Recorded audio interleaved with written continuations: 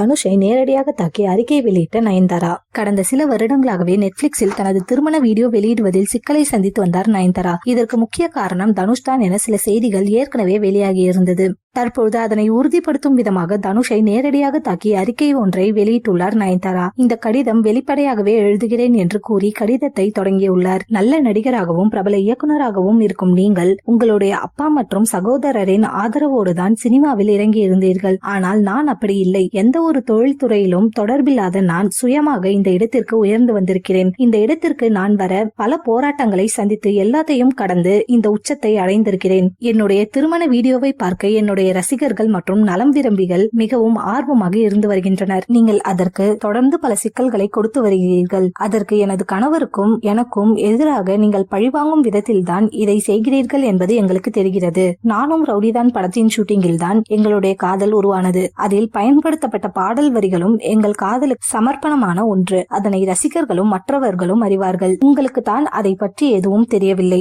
நானும் ரவுடிதான் படத்தின் பாடல்கள் இன்று வரை ரசிகர்களால் பாராட்டப்பட்டு வருகின்றது.